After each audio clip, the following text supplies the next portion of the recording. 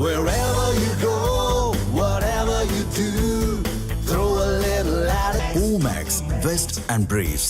NEET வினாத்தாள் கசிவில் ஈடுபடுபவர்களுக்கு விரைவு நீதிமன்றங்கள் அமைப்பதற்கும் கடுமையான தண்டனைகளை வழங்குவதற்கும் அரசு புதிய சட்ட முன்மொழிவை தயாரித்துள்ளதாக பிரதமர் மோடி தெரிவித்துள்ளார்.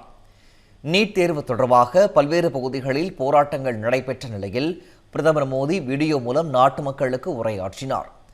அப்போது பேசிய அவர், நீட் வினாத்தாள் கசிவு என்பது மிகவும் தீவிரமான பிரச்சனை என்றும் இதனால் லட்சக்கணக்கான மாணவர்களும் அவர்களது பெற்றோரும் மிகுந்த வேதனை அடைந்துள்ளனர் என்றும் தெரிவித்தார்.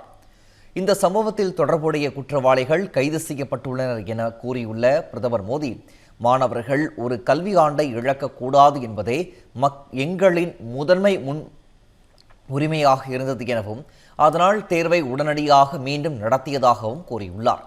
ஆனால் மீண்டும் தேர்வு நடத்தியதால் மட்டும் நாங்கள் திருப்தி அடையவில்லை என தெரிவித்துள்ள பிரதமர் மோடி, வினாத்தாள் கசிவில் ஈடுபடுபவர்களுக்கு விரைவு நீதிமன்றங்கள் அமைப்பதற்கும் கடுமையான தண்டனைகளை வழங்குவதற்கும் அரசு புதிய சட்ட முன்மொழிவை தயாரித்துள்ளதாக தெரிவித்தார். இந்த மசோதா இன்று அமைச்சரவையின் ஒப்புதலுக்காக வைக்கப்படும் எனவும் அதன் பின்னர் அடுத்த வாரத்தின் தொடக்கத்திலேயே நாடாளுமன்றத்தில் அறிமுகப்படுத்தப்படும் எனவும் பிரதமர் மோடி தெரிவித்துள்ளார். आज विभागों ने लगातार मेहनत करके देर रात मुझे मुसद्दा भी दे दिया. फास्ट ट्रैक कोर्ट और कठोर सजा के प्रावधान के साथ का ये मुसद्दा कल कैबिनेट में चर्चा होगी.